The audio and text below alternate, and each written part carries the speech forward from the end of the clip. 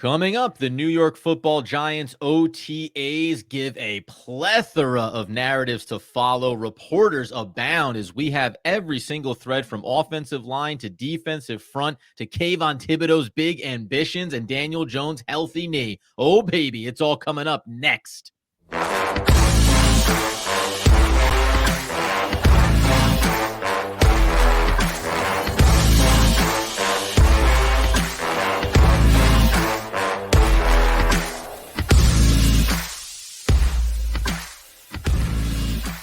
Yes, my friend. It's OGP, the One Giant Podcast, where you know that we are your host. Over here, Adam Armbrecht. Over there, Andrew Makowitz. We're healthy, we're wealthy, we're wise, and we're talking OTA takeaways for the New York Football Giants. And finally, as reporters get in on these sessions, as they start to see a little bit more reps happening here, a lot of buzz around the Giants camp at a high level, Andy, we just got to see some nice little moments for players like Malik Neighbors, right? Getting a sense of where some of the rookies are and some of these positional battles. We're going to reference a lot of the beat reporters today as we break down some of the key narratives going forward. You know, it's funny. We talk quite a bit off the show. Sometimes too But much. I think one thing that's interesting to me, Adam, is we always ask the question of like, when does it feel like last season is in the rearview mirror officially? And like, is it free agency? Is it after the Super Bowl? Is it the draft? When you see the new team come out there and they're actually in pads and they're throwing the ball, even if it's organized team activities like the OTAs that we have here, it does feel like we have officially turned the page on last season. And now you're starting to see guys like Malik Neighbors and Tyrone Tracy and Eric Gray, et cetera, come in and start performing. We don't take too much out of OTAs, but it can certainly inform what the Giants are thinking in May on what could happen for week one. Yeah, we don't want to ever get over your skis on this player looks so good that obviously is going to be dominant, because one thing when you're a team in transition, when you're a team trying to build up depth, a lot of times it's because your team is weak at positions that other players look really strong. So we're going to roll through a lot of these, but Jordan Renan gave kind of his high level takeaways, one of which is, now you've seen all the highlights as well. Hey, Malik Neighbors open a ton going over the middle. Seems like he's getting his separation. Seems like he's able to make those type of moves and get upfield. Obviously, an explosive 6th overall pick. You expect that from the New York Football Giants there. And then maybe the other high-level reference, because we won't get too deep on it here today, but we talked about Cordell Flott getting that initial nod. He is out there. He's playing across from Tay Banks. So we feel like this is a guy that's going to have every opportunity to claim that spot. And so far playing pretty well. Like, I think that's the next step here for Cordell Flott is, sure, they're talking about giving you the reps, but are you going to earn them? So those are the first things, teases we take away is, if you've put a position, especially a young player, in a position to be successful or to claim a starting role, rookie or otherwise, you hope that the initial sample size is, yes, he's progressing in the right direction here, as opposed to, hey, another shaky narrative to watch over the course of OTAs or into training camp. Adam, it is noteworthy that Cordell Flott obviously gets the first try at the cornerback number 2 spot. Jordan Renan had also mentioned about Brian Burns, which we'll touch on later, being in the backfield quite a bit. But I think it's important to hear some different quotes from not only some of the beat writers, but also some of the coaches on what's been going on so far in OTAs. Yeah, of course. And that's like the interesting part about, especially first and foremost, because we'll hear from Brian Daboll. Listen, there is a limitless number of lines, especially when we talk later about Kayvon Thibodeaux, who I think is putting out an autobiography at every one of these media sessions. But when we go over and we think about some of the narratives that we discuss here, which includes the offensive line and where the expectations are, when you hear from Brian Daboll, quote, we'll get to the depth chart much, much further down the road, I think it's that really good reminder. Now, there's multiple positions to think about from that standpoint, but I immediately go to the offensive line when we see these references talking about, why is John Runyon, this is coming from Ryan Dunleavy, playing at right guard instead of left guard. Not only could it be day-to-day, to Brian Daboll's point about, yeah, listen, we're just trying to get guys good reps, trying to get continuity, trying to get sample sizes. We also know that Thomas and Neal not involved at every point of the practices as well over these OTAs too.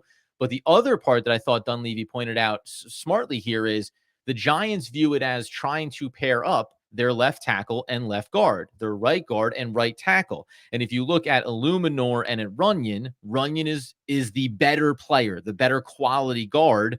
And guess what? I don't want to be a spoiler here. Evan Neal is the weaker tackle out of him and Andrew Thomas. So you believe and trust Andrew Thomas, and you like Illuminor, and you really feel like you think Runyon can give stability to Evan Neal. So that's to clarify not only the thinking from the Giants, but also that this doesn't necessarily mean this is set in stone as we watch a player like Joshua Ezeudu also get swing tackle reps at the tackle positions throughout OTAs. We mentioned it on our last episode, Adam. The Giants aren't planning for their suboptimal, like, in case things go wrong, this is what we're going to do. What they're saying is, let's Right. put our best foot forward first. And the pairing of Illuminor with Andrew Thomas and John Runyon Jr. with Evan Neal is the way that they want to approach this. I totally agree with that. The other thing is, Adam, question for you. Do you Sure. think Brian Daboll and Joe Shane have a list of all the things that they should say in May about OTAs and camp? Like, Yeah, of course. we're not going to talk about depth charts. Like, how many of these quotes do you think are just canned responses that they've already printed out that are on a sheet? Yeah, I mean, listen, to hear Brian Daboll, you can hear him during the regular season too. Post games, win, lose, doesn't really matter. It's always the same reference when they say, "What'd you think about this play?" Yeah, something to look at on tape. How did player X perform? Yeah, we'll see what that looks like afterwards. Same thing here. Which player's getting reps? Well, we'll worry about that later. He even was asked about some guys as a reminder why you maybe get generic answers from a lot of coaches. It's OTAs and it's voluntary. Asked about Darius Slayton, asked about Darren Waller. He said, "Yeah, we'll see." Had conversations with Slay. Yes, I did. How'd they go? Fine. It's like, and that's not indicative one way or the other about what's going to occur. I think Brian Daboll really is dialed in on wanting to get players' feet wet, starting to install some new things, everyone getting familiarity, right? Meeting some new personalities and players, new free agents, new draft picks, right? It's acclimation time. So I don't expect a ton from Brian Daboll in that regard. However, on a high level, Dan Duggan making the note that Brian Daboll was in on the action, calling the plays, while offensive coordinator Mike Kafka was a little bit pulled back and observing from afar.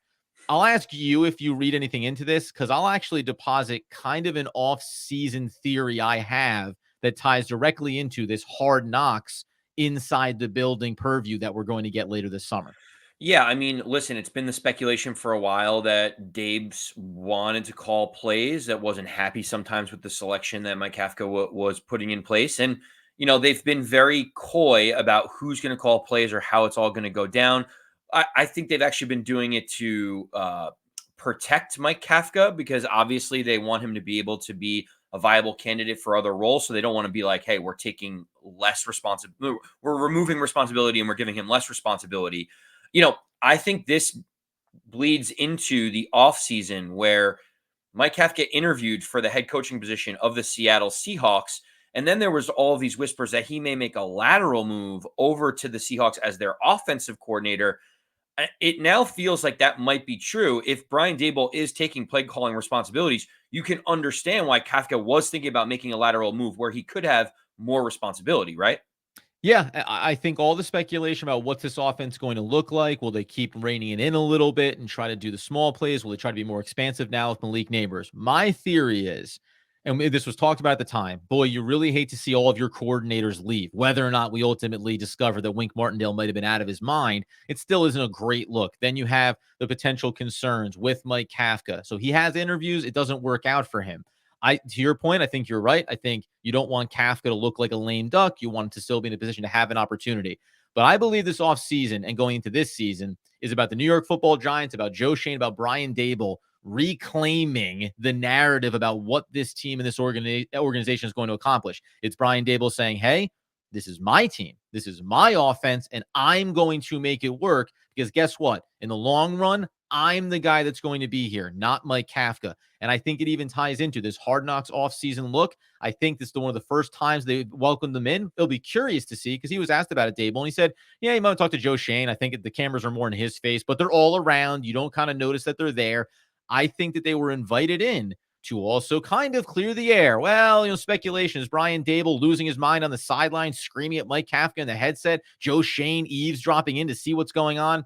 Don't worry. We're okay. We've resettled our organization. Like I said this a couple weeks ago. I think the Giants are trying to reset the perception of their organization around the league. It all comes down to execution, but all these little things tie together. I'm doing a little, tinfoil gossip column hat wearing right now. That's more of your department, Andrew. It usually is where I go to things. I'm going to ask you one question before we close out on Brian Daboll. Sure. Does I don't want to bring this back to Daniel Jones, but it ultimately always does because the quarterback is the most important position. Are you Naturally. concerned that it's now another person calling plays or giving their style of football to Daniel Jones, where it's like we had Pat Shermer and we had Mike Shula calling plays as offensive coordinator. Then we went to Jason Garrett was calling plays for a while, and then it's Don't Mike forget about Kafka's that guy. calling plays. Now it's Brian Daboll's calling play. Like it, it feels like great quarterbacks can overcome anything. It doesn't matter. You look at Patrick Mahomes, it doesn't matter if it's Eric Bieniemy or whoever is calling the plays for him. But for Right. a player like Daniel Jones, who might be middle tier in terms of the quarterback position, does it concern you at all that this might be like the fourth person calling plays for him or style of play calling in 5 years in the league?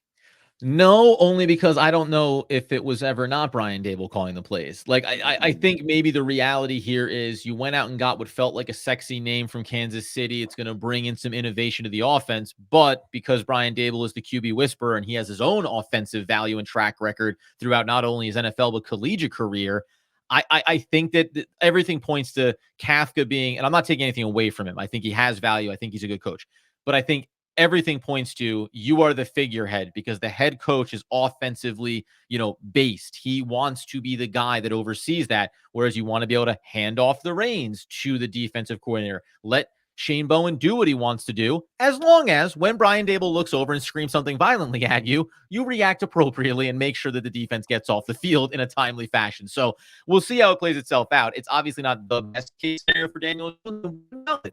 We're going to go ahead and talk up next. Asked about how he feels about the outlook heading towards the regular season. How is Drew Lock performing? And some notes from the beat reporters along the way. We'll get into that coming up here in just one moment. As we continue to roll along on today's One Giant Podcast episode, we let you know it's brought to you by Personam. Personam is an online threat detection search engine that allows you to see into your network security on a level that other outlets simply cannot provide. See the threat, detect the threat, eliminate the threat. Get over Personam today because they are always vigilant and always learning. So we turn our attention over to Daniel Jones. Now I keep trying to reset the way we want to approach this narrative, and I think we're basically constructing it the right way.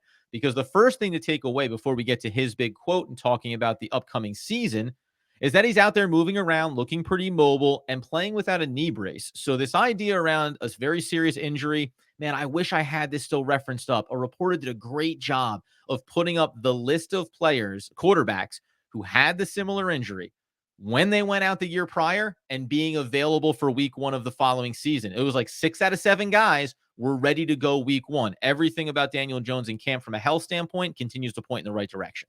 Yeah, the only one I think from that list that you mentioned, Adam, as the outlier was Kyler Murray, who got Yes. injured and then he Yes. didn't end up coming back for week one, but it kind of took a little bit longer. There was a whole host of things going on in Arizona at that point. But it is interesting. Daniel Jones is 6 months out from the injury that happened. And then a couple weeks later, obviously got the surgery. I think to your point, it's noteworthy that he didn't have a brace on. You would expect it to be even slower if there were some concerns. But the fact that, obviously there's no contact, you don't want to overreact into OTAs, but health wise, it looked like Daniel Jones was out there, drop back passes. Like it seemed like if the plan is for him to be ready for training camp, that he is hitting all of the milestones and benchmarks that the coaching staff and medical staff wants him to hit. 100%. The other funny thing is we were talking about Jones the other day, and we got some comments over on YouTube where we always appreciate it, get in the mix on it, saying, oh, well, you don't say build a narrative here, but Drew Lock had a heck of a day in camp. Well, guess what? He turned around and had a bad day in camp. Tommy DeVito had some nice throws down the sideline with Jalen Hyatt. Great. These are all awesome things, but it's why day to day, you don't want to overreact to one thing or the other. Interestingly, though, when Daniel Jones was asked about a couple of things, we're talking about the draft and the speculation, but also expectations, right? So Daniel Jones is asked, do you anticipate or do you expect to be the week one starter for the New York Football Giants? Hey, I don't have any doubt about it. And why should you? It's the right question to ask here. But I think the idea, Drew Lock is a quality backup to have. You and I have always been of the mind that this is about, well, what if Daniel Jones is not ready for week one? What if he suffers an injury in season? It's the same reason why you had a player like Tyrod Taylor on your roster a year ago as well. He has his own injury concerns. I mean, maybe every quarterback behind this offensive line has had injury concerns. But if Daniel Jones said anything other than this, and then we're going to get to Andy's own gossip column take as well, But if it was, I don't know, hopefully. I mean, what are we talking about? We know that he's had injuries. We know he's had ups and downs in his career, but you better hope that he's bringing this type of energy to it, including being a little bit, not fired up about the idea that the Giants were potentially sourcing his replacement over the course of the offseason and the draft. Yeah, I'm a little surprised that Daniel Jones, he is always a guy that gives you no sound bites whatsoever. Like Sure. he talks and you like kind of your eyes glaze over and you're like, what did he just say? Because it was like just nothing of consequence. Him saying like, I don't have any doubt that I'll be ready for I'll be the week 1 starter, and him saying, yeah, I wasn't too happy about the quarterback, trade up speculation. Right. I think it's interesting. I wonder if it kind of has this feeling that Daniel Jones has a little bit of a chip on his shoulder, for good or for bad, whether you think it's valid or not. It feels like he's kind of like, if I'm healthy, I am the starter. All that stuff ticked me off, and I want to go out and prove everyone wrong, all the things that people have been saying about me. I don't know. I kind of like that a little bit. Like you would want your quarterback to have confidence in himself. And if this gives him extra motivation to play better or take it out onto the field, why wouldn't you like that, right? Of course, yeah, of course, and it looks like he's throwing it well, moving around. And again, like you say, it's OTAs. We'll see training camp. We'll see it progress. We'll see how the offense looks. And you're still trying to figure out the offensive line. All these things. I mean, you might as well call them walkthroughs to a certain extent with what we see here. But you want to see him healthy. From the Giants insider, this is the one where we talked about this off pod, and you sent this over to me and said, hey, this matters. Today I saw, coming from Giants Insider, a little different Daniel Jones. Today I saw a guy that wants to tell everybody to F off. He, without question, has a huge chip. Will it make him play better? They do ask the question. We will find out. What does it look like? What did it look like in OTAs when Daniel Jones on his surgically repaired knee was trying to get his legs back underneath and you said, here's a guy with a chip on his shoulder? When he threw the non-contact, no defensive assignment pass over the middle to Malik Neighbors, it was, oh baby, the zip on that ball really tells us something. This is where we get into the, I think, cliche category. We want him to play well. We want him to be healthy. How could you possibly say that Daniel Jones is in OTAs and has a chip on his shoulder? It just, I don't know. I mean, maybe it is the quotes, right? He's a very vanilla guy when it comes to the media, as a lot of past Giant quarterbacks have been, Eli Manning chief among them. But I don't know. Like, that's a drop in a hat for me when it comes to this. My most important concern is that he's healthy, and we see him hopefully with Brian Daboll calling the plays, showing progress and showing some wrinkles with Malik Neighbors out there in that system. Yeah, I mean, look, what are you going to get from OTAs? We've seen this story year over year in Sure. OTAs or at the beginning of training camp when one side of the ball looks good or this player looks good. I don't know. Go back to last year and look at Trey Hawkins as a perfect example of like, hey, maybe this guy, we found our guy, what a steal he was, and then he couldn't get on the field in the second half of the season because he was getting burned everywhere. And so, That's right. listen, I don't think you take anything away from it necessarily. What I think is going to be fascinating is with Hard Knocks coming out, we're actually going to see a lot Yes. of this unfold. Yep. We're going to see potentially Joe Shane trying to make calls or trying to find what it's going to cost to be able to trade up to get Drake May. In previous years, you may just say, Daniel Jones could look at Joe Shane and Brian Daboll and say, was all this real? And they're like, don't worry about it. Not a big deal. Now it might be on full display. And like, whether or not you think it should be motivating, it will be a factor for Daniel Jones to want to prove people wrong. Whether or not, as the Giants insider said, whether or not we're going to see it translate to the field, I honestly have no idea, and I don't want to speculate on OTA 7-on-7 throwing a football in Right. in shorts and a t-shirt. But it is just something noteworthy to watch, especially as the Hard Knocks comes out in July. My belief is we're going to hear them frame the Saquon Barkley decision. We're going to hear them frame the Xavier McKinney decision, and we're going to hear them downplay the idea of what they were trying to do at the top of the draft, trying to pursue a quarterback. I think there will be some crafted editing around this. I'll be curious about the access, right? Because if you're in the war room on draft night, how can you, right? Did the Giants have final say so on the way it gets released? Hard to think that's the case, but as we know, Hard Knocks, the program, has greatly shifted from where it once was. It very much does feel like a curated program, especially when you go back to the LA Rams year. It may as well have been, a novella on television week over week for them. So it will be fun to watch in that capacity. Let's talk about the defensive side of the ball next here, though. Let's talk about Kayvon Thibodeaux. This guy has some things to say, as does Brian Burns. What are we setting expectations here? And where are we still now looking at different narrative points from a depth perspective and positions to watch? We'll get into that coming up here in just one moment. Kayvon Thibodeaux, he'll tell you the really interesting quote is about the coaches on the defensive side of the ball. The fun one that we can start with here before we get to that is just he starts his press conference by saying, every single year, same agenda. Take down Michael Strahan's sack record. That's the pursuit. That's the goal. At a tongue-in-cheek level, knowing that Strahan has taken him underneath his media savvy post-career, how you accomplish all these great things wing.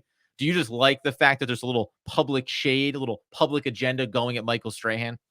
Well, I like Kayvon Thibodeaux because he actually gives us some personality. You can Yeah. tell that Daniel Jones is polished, and we talk about, whoa, his big quote was, "I don't have any doubt that I'll be ready for Week 1." You're like, wow, way to go out on And a two limb, different Daniel. tracks, right? One guy not sure what his future looks like. Kayvon Thibodeaux feels like I'm about to ascend to one of the best in the game at my position. Yeah, and if you go back to last year, if you think about it just a little bit further, like the biggest personality was the defensive coordinator on the team, Yeah, right? Like yeah, yeah. I like that Kayvon Thibodeaux is like, I'm now coming into my own. I have Brian Burns here. We're going to be game wreckers. Like I have all the confidence in myself to the point where I'm talking about breaking records this year. It is nice to get a little bit of personality and excitement. And Kayvon Thibodeaux has the skill to be able to back this up. He's not just an all bark, no bite kind of guy. Like to Yeah. me, I really like the confidence straight away, saying like, we are going to be a game changer. I am going for records. So for me, I love it. You could pick a million different Kayvon Thibodeaux quotes. He is a guy that whenever he gets in front of the microphone, I want to be listening because there's always some interesting or funny nugget that he ends up putting out there. One sentence question, 3-paragraph answer from Kayvon Thibodeaux, and you appreciate it. You want to give me as much as you possibly are willing to give, especially when these questions are going to be all speculative about the road going forward. When Kayvon Thibodeaux, I mean, listen, I'm not even going to say the specific question that got asked of him here, just that overall, I think this is better than any other sentiment. We get paid a lot of money and we want to be the greatest. Talking about NFL players, talking about him personally, talking about him and Brian Burns and Dexter Lawrence, right? Like, we want to be the best at what we can accomplish here. And there's a lot of reference points that I think are really interesting. We said at the top about Brian Burns looking like the best player on the field. We're going to get into that a little bit more here coming up. But the idea that if you're Kayvon Thibodeaux, why can you have a little bravado? Why can you talk about now it's next phase for me? Yes, I had 11 sacks last year. I thought it was great that he referenced things saying like, sure, you can talk about that. I want to be a Pro Bowler? Of course I do. But it's about more than that. I want to be one of the best at the positions. Do I want to have the accolades of getting sacks? Yes, I do. But I want it to be that our defense is dominant. When I look at Dexter Lawrence, when I think about Bobby Okereke, when I know we have Brian Burns now, the expectation, I think he's setting that high bar that it cannot be that there's individual talent on this defensive front. The expectation is we are going to be a dominant unit. And that is setting a very big tone here. And for him, he referenced key coaches inside of this that are changing the narrative or the perception inside the building from a year ago under Wink to where they feel they are now. Yeah, it is interesting. Kayvon Thibodeaux had some noteworthy things. Like we talk about Wink Martindale's scheme and we talk about exactly like what that looks like. He's a blitz heavy guy. I don't know if Kayvon Thibodeaux was throwing any shade or anything like that at him, but Art Stapleton, beat writer for NewJersey.com, he basically talked about Andre Patterson and Charlie Bullen working Yeah. together in terms of the defensive line coach and linebackers coach. And in his answer, Art Stapleton says Tibbs mentioned a disconnect between the defensive line and the outside linebacking group. The Giants have a new defensive coordinator and new outside linebacking coach this year. Do you find it interesting that he's throwing a little bit of shade at how things were, or do you find it more noteworthy that he's saying he feels like there is a better connection between the two this year? I think it's noteworthy because maybe he didn't think about it a year ago, right? Hey, you're the defensive front. Get after the quarterback. That's your job. We know that Wink Martindale is blitz heavy, wants to go ahead and chase down the QB. And we don't even need to throw shade at Wink Martindale. Listen, it didn't end great, but he had been a defensive coordinator who had a lot of success at the NFL level. But I think to come into OTAs and instantly look and go, oh, okay, because the reference point for Thibodeaux was continuity. So it's not just about I'm going after the QB here by any means necessary. Inside moves, outside moves, long routes, short routes, right? Bull rushes versus swim moves. It's about what is the expectation on this play call, or at least this is what I'm reading into it, and where do I anticipate the linebackers to be behind me? Because if I see the offensive line do X, if I see a pulling guard, I need to then change my approach to still getting after the quarterback, number one, but I need to do it in a way that affords my linebackers to come up and make the play if it's going to be a run and I can't get to the edge and force the action back inside. If they're going up the gut, that I make maybe that double team come with me and start to create some lanes for the, whether it's the linebackers, whether it ends up being secondaries and other blitz packages to come in and make plays. In a lot of ways, it makes me reflect back on a year and go, geez, I mean, this seems like NFL football 101. Like, you want to have everyone be on the same page and have a unit operating together. And it reflects at a very high level, I think, to Shane Bowen and saying, this is the mentality shift. It's a defensive totality effort rather than best players go make best plays and everyone else tries to hang on at the other positions and matchups. Yeah, I read it just a slightly different than you did, Adam. Go I ahead. started thinking about like, how Wink Martindale brought in his own guys and had his own system. And Mhm. like even the outside linebacking coach had been with Wink Martindale forever. Like we knew there was like this faction of coaches that kind of ran everything.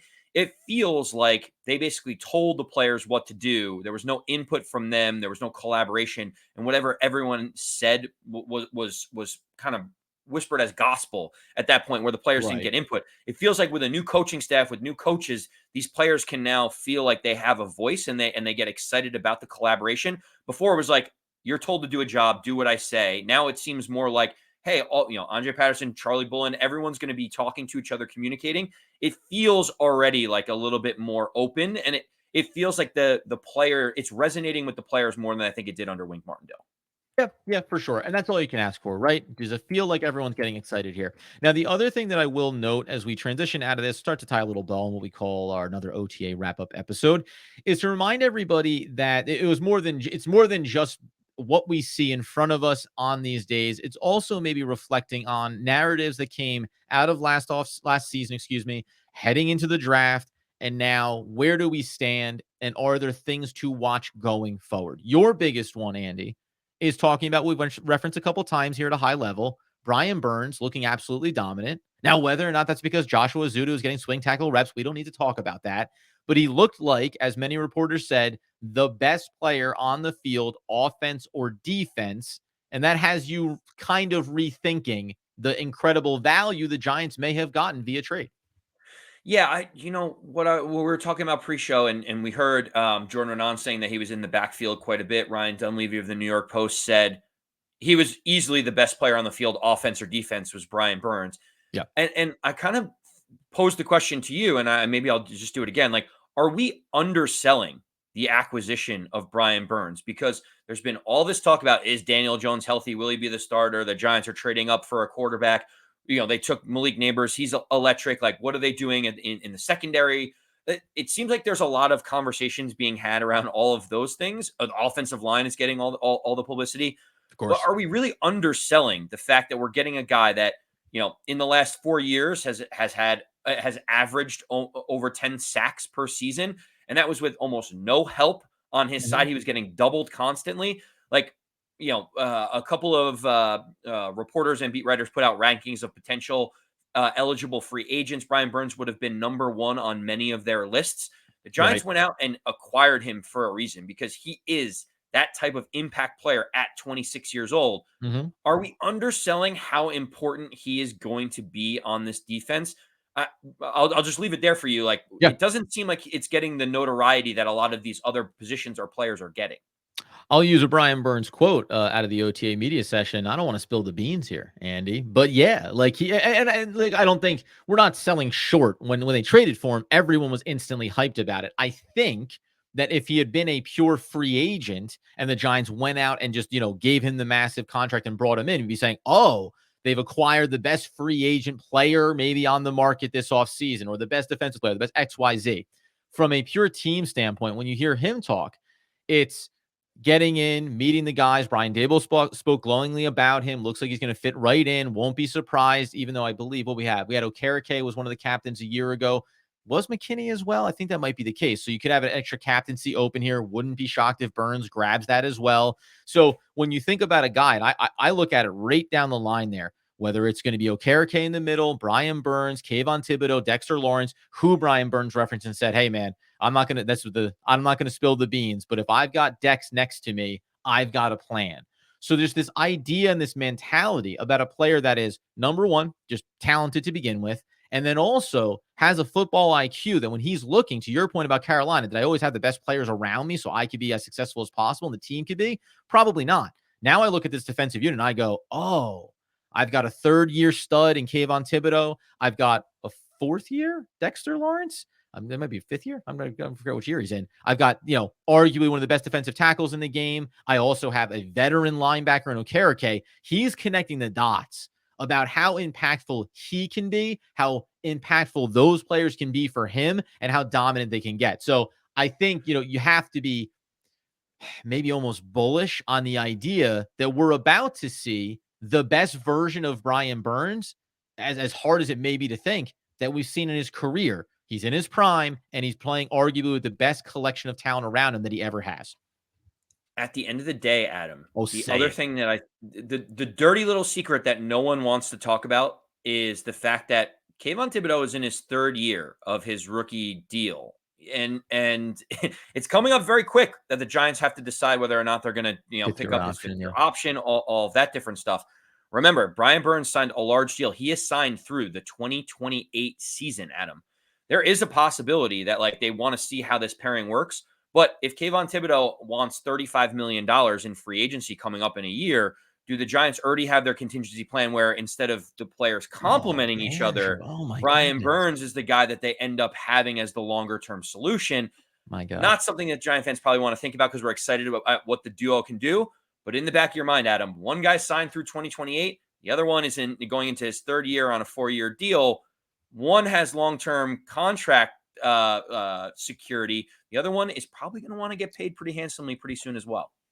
Well, Andrew really brought this thing down to a screeching halt. By the way, Kayvon Thibodeaux not going to be a Giant after his rookie deal. That's the narrative that I've built out here from Andy. No, I agree with you. Listen, all these things matter. Money has to get spent, and you have to think about 2, 3, and 4 years down the line. Other quick notes that I'll provide here for things to watch for. Again, reminder, if you don't see us on Monday morning, look for us on Tuesday. We're going to be keeping an eye on narratives that are building up here. The couple of ones that are interesting are Nick McLeod getting work at slot. So how are you starting to build out this secondary? Where are the reps going to get dispersed? Also, we're talking glowingly about several players on the defensive front, but defensive line is very thin. A lot of the beat reporters mentioned that along the way here. So that may be a position to watch when we talk about other veterans around the league getting cut as we work our way towards training camp. We'll watch the narrative around Darren Waller as well. And then last but not least, we have the deep dive coming on the running back room. Wouldn't you know it? Eric Gray getting RB1 reps in 11 on 11.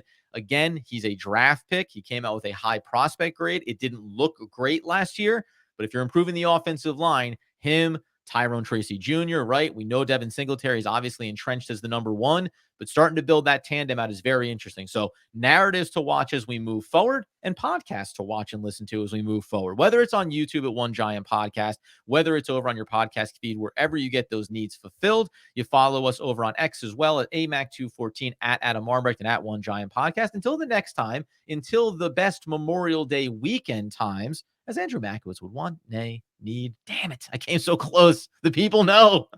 As always, let's go Big Blue. Oh, he fumbled it.